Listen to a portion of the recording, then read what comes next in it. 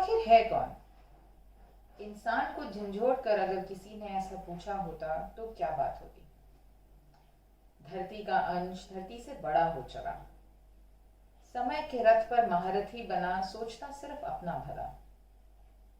धरती ने जब जन्म दिया, दिया आबो दाना, तो कैसे की ये जुर्रत, कैसे खुद को स्वामी माना?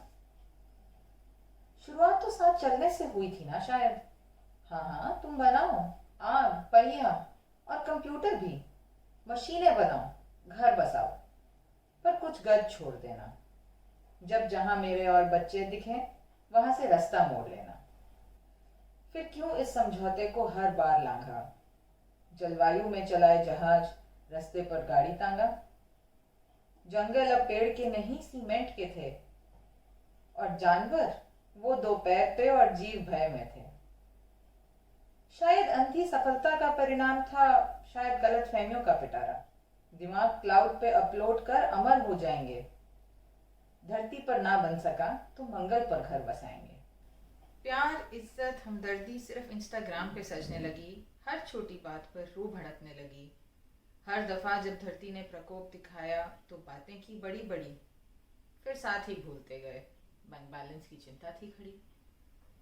अब तलक धरती भी हार चुकी थी। वार्निंग्स दे दे के सीना फाड़ चुकी थी।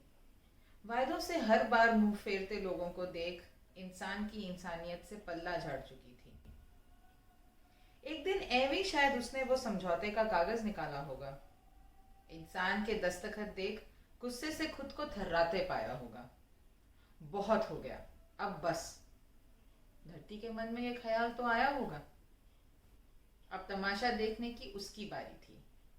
ये बात बात पे टेक्नोलॉजी की हूल देने वाले क्या करेंगे, वो ये देखना चाह रही थी।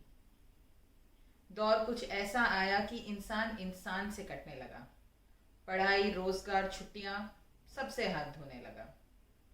साइंस कुछ कर नहीं पा रही थी। मानव जाति बस प्रगति के जरिए खोने का शोक मना रही थी। अभी 8 महीने पहले ही तो यूरोप की टिकट्स जिद में बुक हो जाती थी।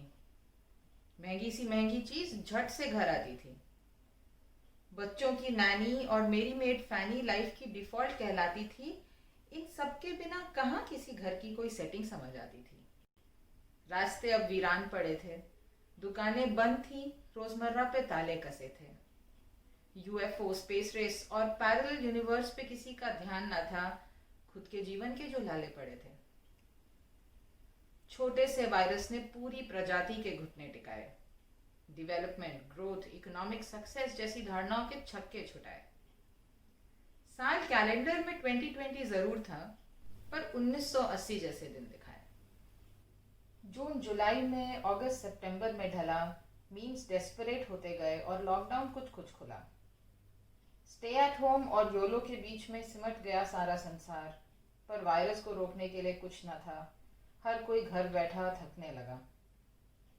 प्रकृति के सबसे पिद्दू प्यादे ने फंडे क्लियर किए।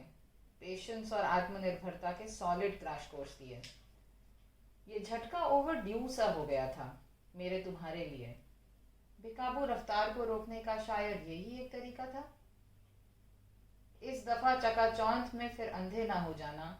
गलतियों से सीख धरती को ही स्वर्ग बनाना। साथ चलने के समझौते को भूल न जाना, वरना प्रकृति के पास शस्त्रों की कोई कमी नहीं। ये मन में बिठाना और दोहराते जाना।